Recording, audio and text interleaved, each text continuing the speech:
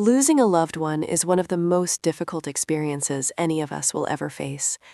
During this time of profound grief, focusing on legal matters is usually the last thing on your mind.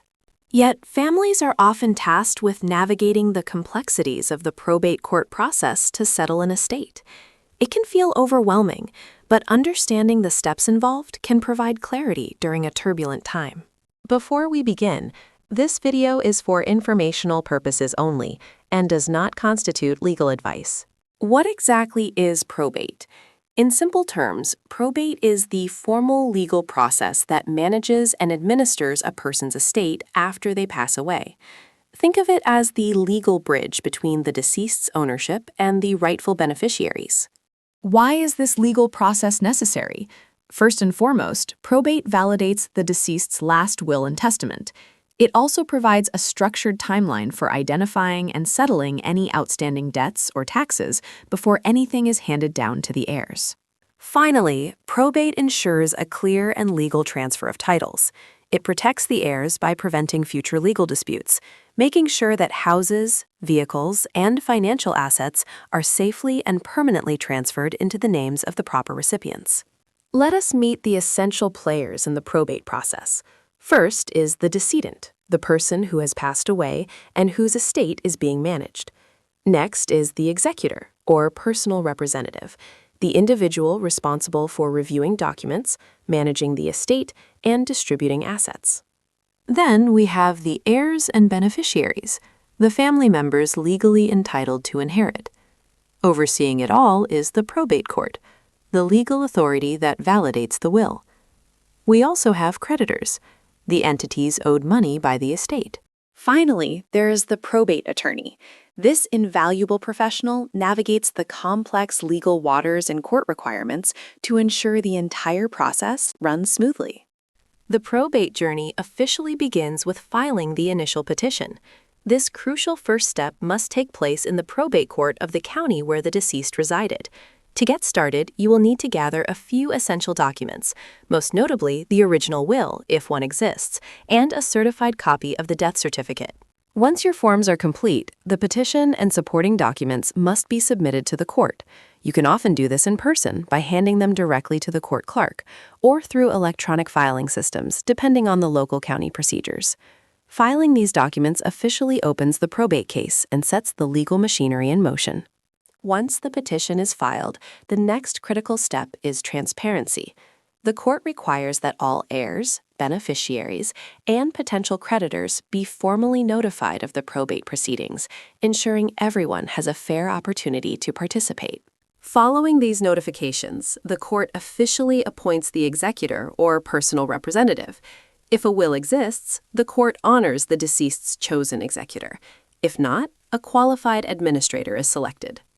The appointed individual then receives a crucial legal document called letters testamentary, or letters of administration. This grants them the official authority to manage the estate's assets, communicate with financial institutions, and settle outstanding debts. Once appointed, the executor's first major task is to identify, secure, and value all of the decedent's assets. This includes everything from real estate and bank accounts to personal property like vehicles, jewelry, and antiques. For unique or high-value items, an independent appraiser is often brought in to determine the fair market value. After the assets are tallied, the executor must settle any valid debts and taxes owed by the deceased. This involves paying funeral expenses, settling outstanding credit card bills, and filing final taxes. Only after these obligations are cleared can the remaining assets be prepared for the beneficiaries. With debts and taxes finally paid, you reach the final stage, distributing the remaining assets. The executor transfers funds and property to the rightful beneficiaries, strictly following the will or state intestacy laws. Next, the executor prepares a final accounting. This detailed financial report is presented to the probate court, showing exactly what came in and went out during the estate's administration.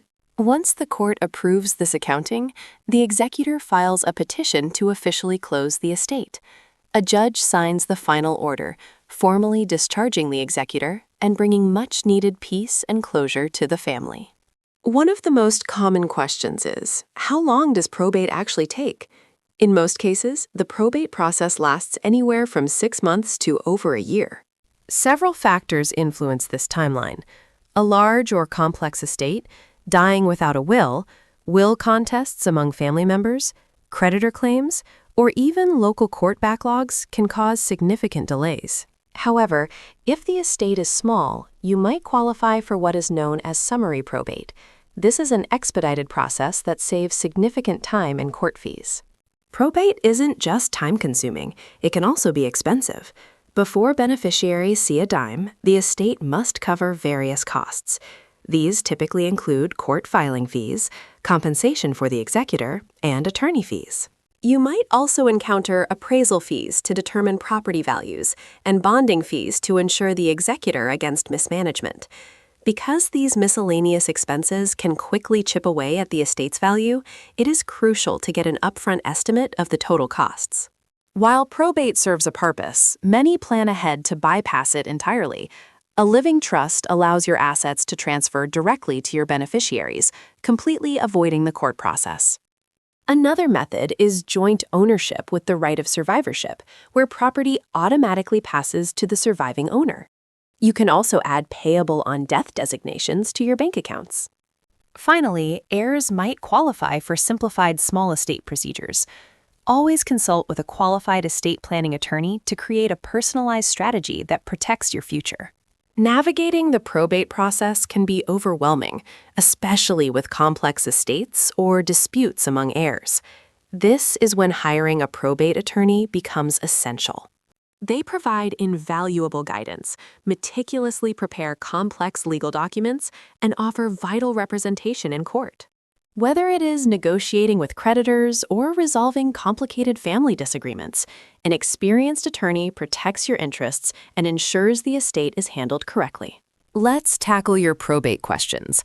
How long do you have to file a will? Usually 10 to 30 days after death. What if there is no will? This is called dying intestate. State laws dictate asset distribution based on your closest family relationships.